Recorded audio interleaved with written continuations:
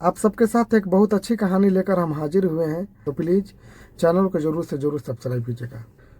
कहानी बीकानेर की है। बीकानेर में एक परिवार रहता है, जिस परिवार में 3 लोग होते हैं। एक महिला होती है, जिस महिला का नाम होता है रेणु चौधरी। उनका पति होते हैं, जिन पति का नाम होता है सबन चौधरी। और इन दोनों की एक बेटी होती है, जिसका नाम होता है मोनालिसा चौधरी। मोनालिसा जयपुर में पढ़ती थी। पैसे से ये लोग काफ़ी अमीर थे, बिजनेसमैन थे सबन चौधरी। तो मोनालिसा का शौक भी बड़ा था, महंगे कपड़े, अच्छे जूते। और मोनालिसा के ऊपर खर्च ज़्यादा था, क्योंकि पिताजी उनके कमाने वाले थे, घर के इकलौती बेटी थी, बिजनेसमैन थे लोग। मोनालिसा के पास खूब पैसा रहता था। मोनालिसा जयपुर में रहकर पढ़ाई करती थी। तभी उसको एक लड़के से प्यार हो जाता है, जिस लड़का का नाम होता है भवानी सिंह शेखावत। भवानी सिंह शेखावत भी जयपुर का ही आजू बाजू में रहने वाला होता है।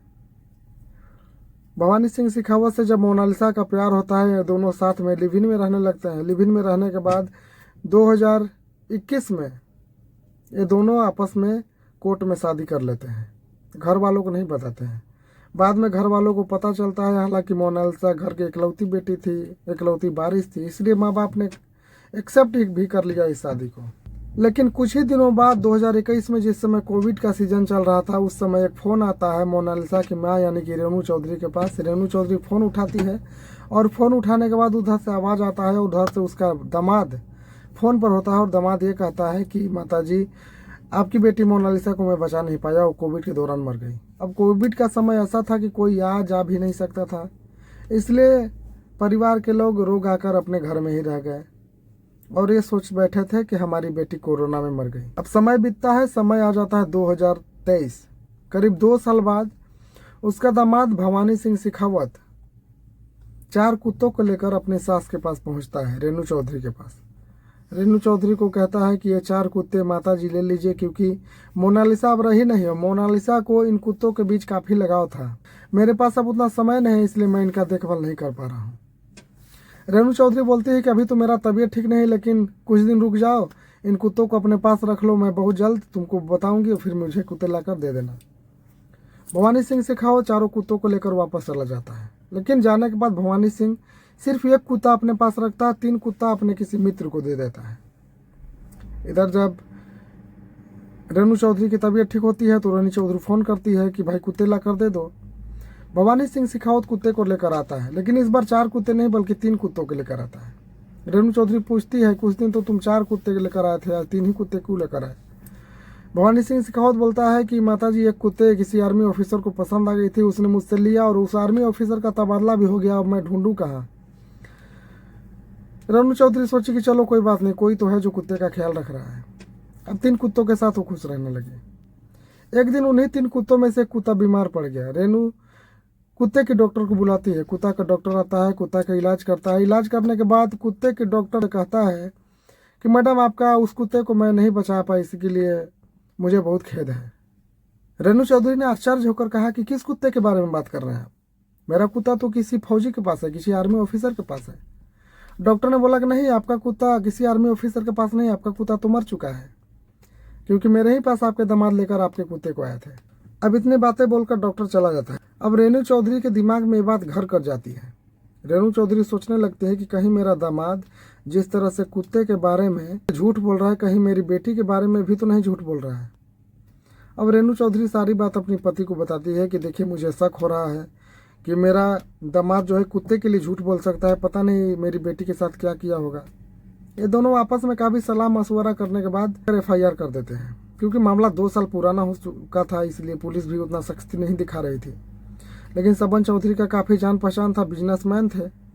सबन चौधरी ने DGP तक आवेदन किया, DGP ने प्रेशर दिया, फिर पुलिस को एक्टिव होना पड़ा। अब जो पुलिस की टीम थी, वो भवानी सिंह शेखावत के घर पहुंचती है।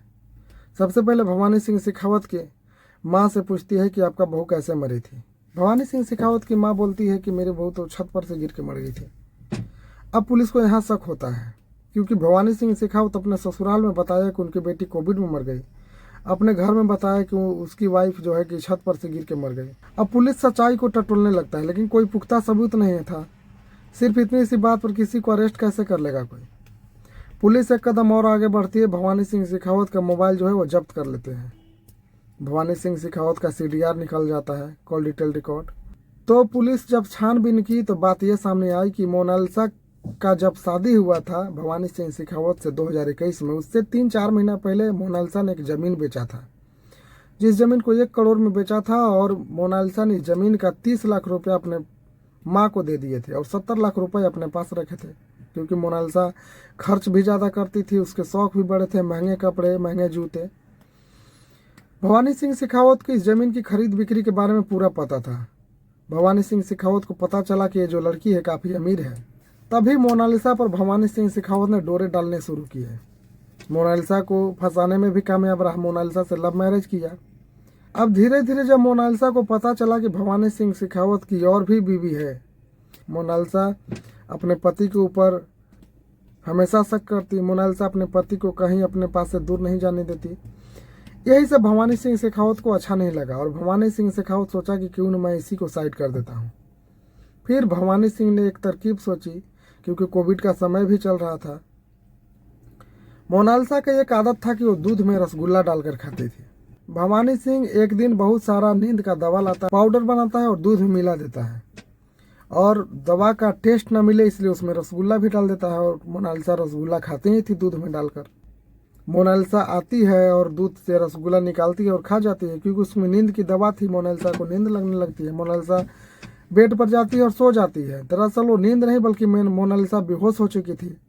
भवानी सिंह जाता है, तकिए से मोनालिसा का मुंह को दबाता है, तब तक दबाए रखता है जब तक मोनालिसा की सांसें रुक नहीं जाती है, और फिर मोनालिसा की मौत हो जाती है। फिर मोनालिसा को पास में ही किसी शमशान में ले जाकर इलेक्ट्रिक शॉर्ट के द्वारा उसको जला दिया जाता है। उसके घर फोन कर देता है कि आपकी बेटी मर चुकी है कोविड के कारण। लेकिन जब पुलिस ने तफ्तीश किया तब सारी बातें भवानी सिंह ने कबूल किया कि मोनालिसा को उसने ही मारा था। मोनालिसा के पैसे के चक्कर में मोनालिसा से उसने प्यार किया।